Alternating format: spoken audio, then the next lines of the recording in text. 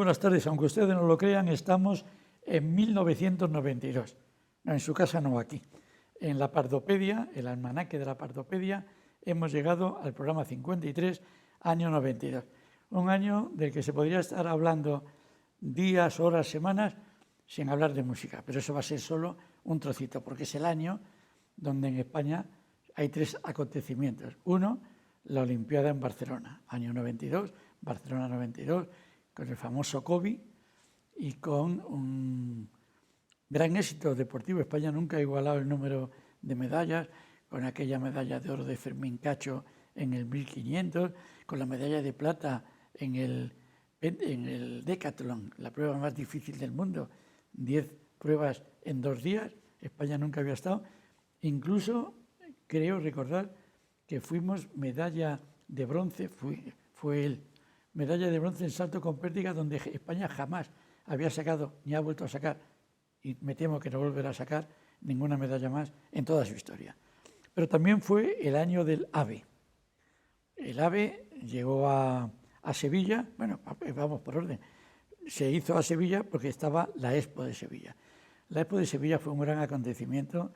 Yo estuve varias veces, de hecho trabajé allí, no de camarero como piensan mis compañeros, ni de guía turístico, sino que el pabellón de Galicia me había pedido que me ocupara de toda la parte cultural y artística, la música, las actuaciones, y me tocó montarlo con un gran presupuesto para los que iban. Llevé un ballet entero gallego, llevé en un viaje en avión, iba entre otros el señor Fraga, que era presidente entonces, y una colección de pulpeiras, de señoras que iban con sus cacharros para hacer pulpa feira, porque el día 25 de julio, en pleno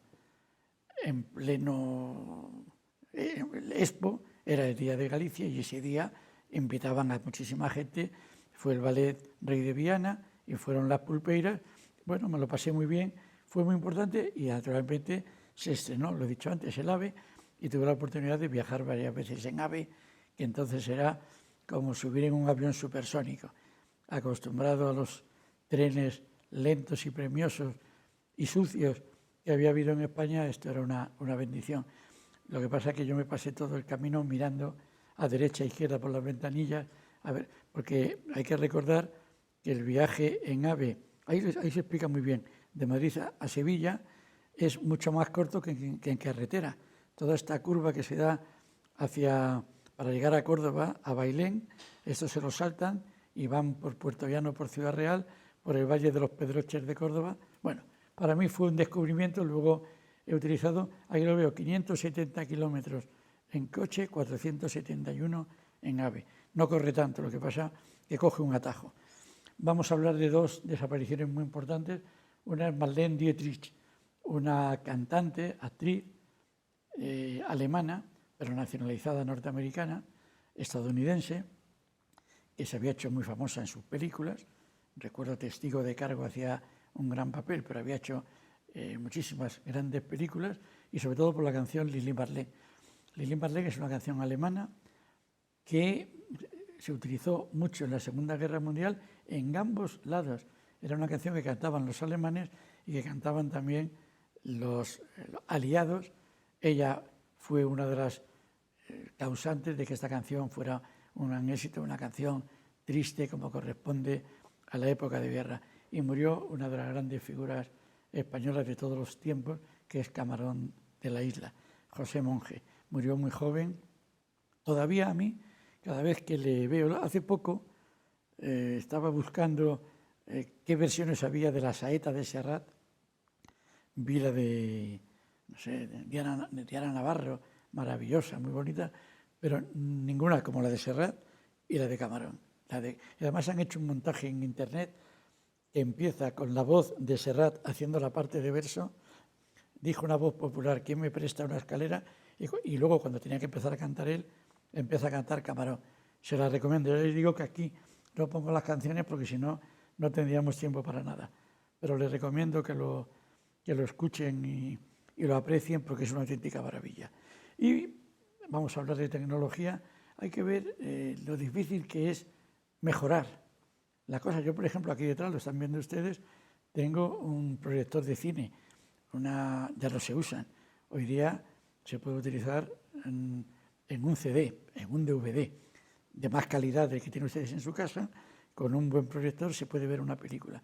Bueno, pues en el mundo de la música fuimos cambiando del viejo fonógrafo, se pasó al disco que llevábamos de pizarra, de ahí el microsurco, la cassette, y siguieron inventando sin darse cuenta de que el mundo, por culpa o gracias a la electrónica, iba a cambiar muy deprisa.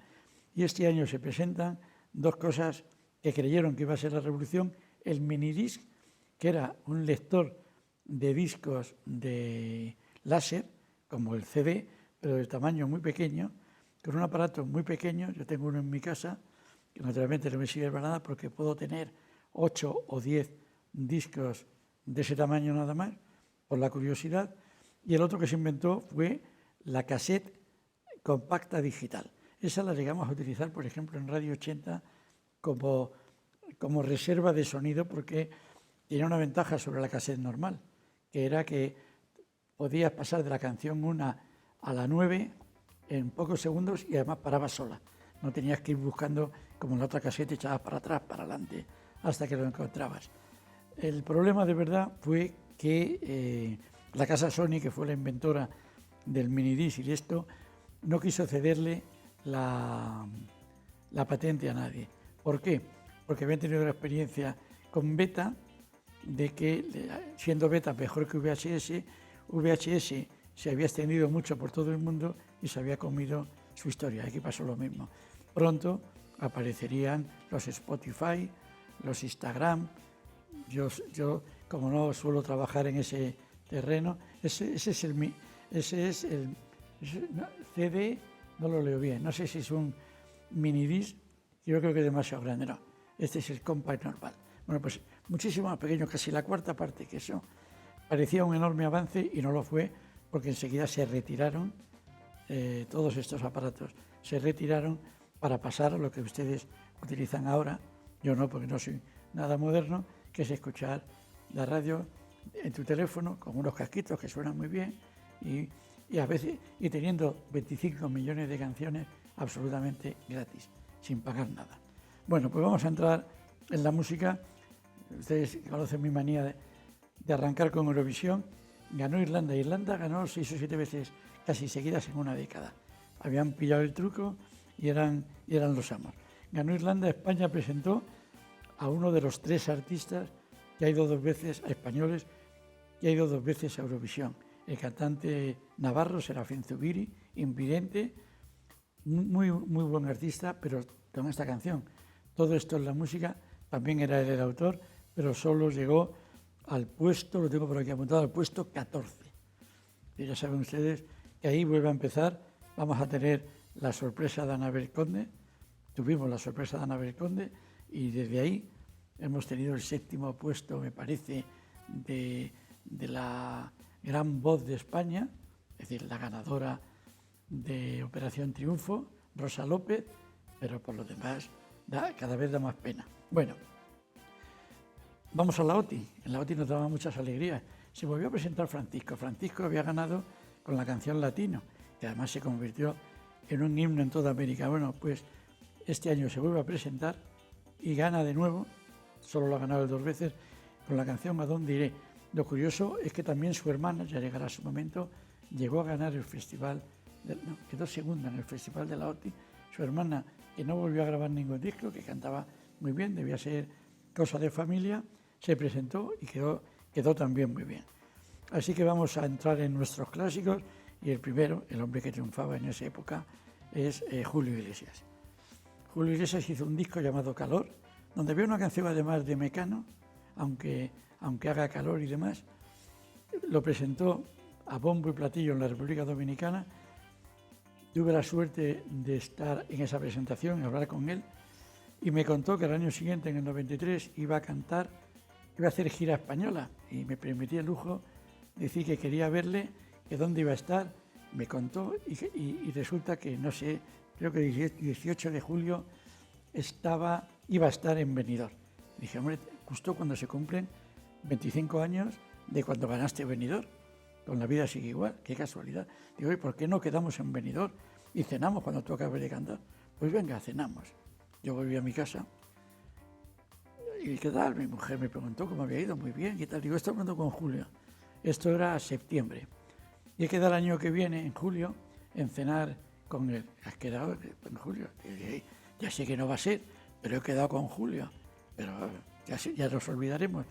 Y a la semana me llaman de la oficina de Julio Iglesias en Miami, una señorita, José Ramón Pardo, sí. Y era para recordarle que tiene usted una cita con don Julio Iglesias para cenar el 18 de julio del 93. Hay gente que sabe llevar bien su carrera, quedar bien con todo el mundo, y este es un ejemplo.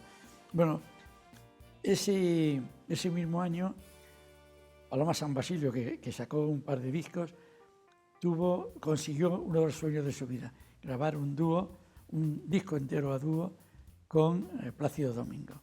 Además se llamaba Al fin juntos, como si hubieran estado toda la vida deseándole. Saben ustedes que muchas veces estas historias de un disco juntos no es solamente la ilusión de un artista o del otro, sino tácticas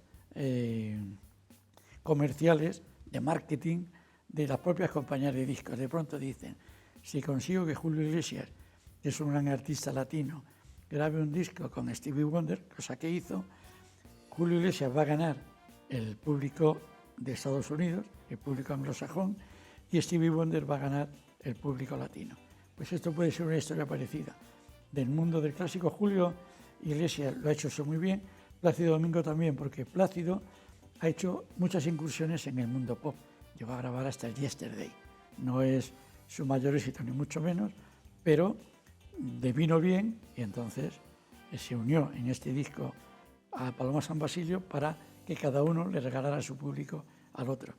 Es decir, hay que tener en cuenta la historia mucho más difícil de cuando el año anterior.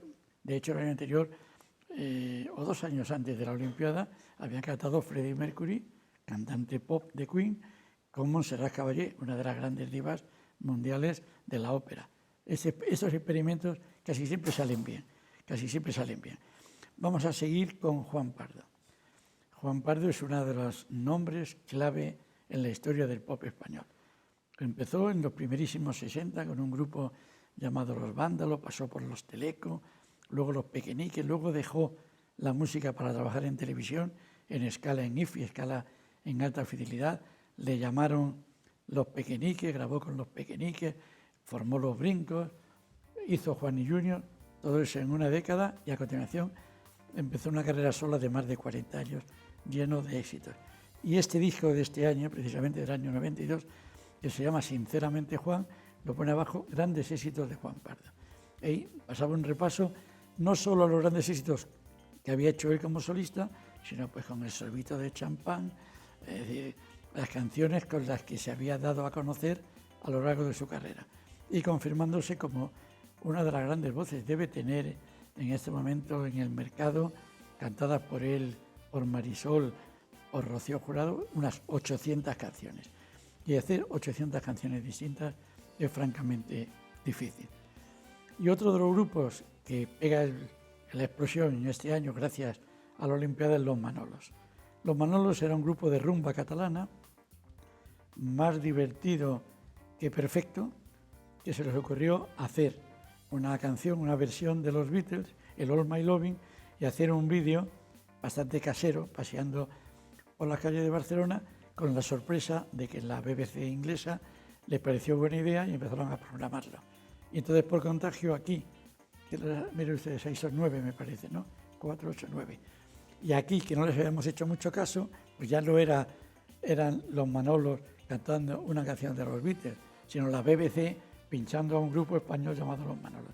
Y eso lo llevó que en el festival de clausura de la Olimpiada del 92, que fue un homenaje a lo que se llamaba la rumba catalana, estuviera Peret como gran patriarca y estuvieran cantando ellos. Estuvieron a punto de hundir el escenario, porque la gente se lo pasó tan bien que entraron cientos de personas en el escenario. Por suerte no pasó absolutamente nada. Carlos Cano, que estaba en su mejor momento alternando discos dedicados a la copla, que fue uno de los que hizo que la copla resucitara, con discos de canciones propias, publicó este año Mestizo, con canciones de gran valor y con una canción muy curiosa que les recomiendo que escuchen, que es la historia de una mujer portuguesa que al morir, creo que fue al morir, se descubrió que era una mujer y había vivido como hombre y había llevado a general del ejército portugués. Uno dice, ¿cómo es posible que una mujer, por mucho que se disfrace, llegue a general? Y yo digo, lo difícil es llegar a capitán, porque a partir de capitán nadie se atreve a decir, denúnciese usted. Entonces llegó, enorme sorpresa, le dedicó una muy bonita canción. Fue también el gran año, no fue el año del debut, me pasa como dije de Alejandro Sanz el año anterior, había hecho un disco anterior, Manolo Tena había hecho un disco en un sello pequeño, del cual era propietario, por cierto, Joaquín Sabina, y aquí grabó un disco llamado Sangre Española que le dio un éxito tremendo y a la vez muchos problemas. Se lo grabó con un productor que había inventado a Mecano, había inventado a Olé Olé y también a La Década Prodigiosa. Le hizo un gran disco, lo grabó en Miami, llegó a España y una compañía, la CBS, la cogió y en vista del enorme éxito convenció a Manolo Tena para que rompiera con su productor y firmara directamente con CBS, que le iba a tratar mejor.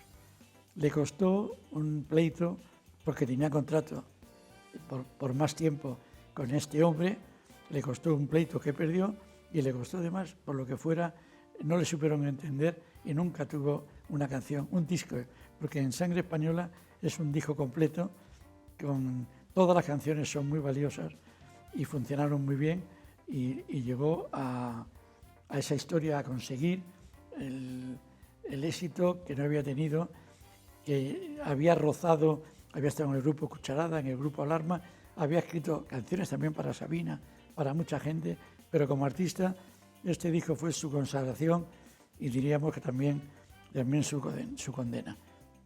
Y ese año precisamente, acabo de hablar, Sabina lanzó un álbum llamado Física y Química, del cual puede que no recuerden muchas cosas, pero hay una canción, la más importante de su carrera, quizás no la mejor, pero la que mejor ha funcionado, que es Y nos dieron la 10. Estaba también la del Pirata Cojo, muy bonita canción. Pero nada, como nos dieron la 10, que si ustedes la escuchan y se dan cuenta, es una canción mexicana. Aunque esté escrita por Joaquín Sabina en letra y música, suena a una ranchera mexicana.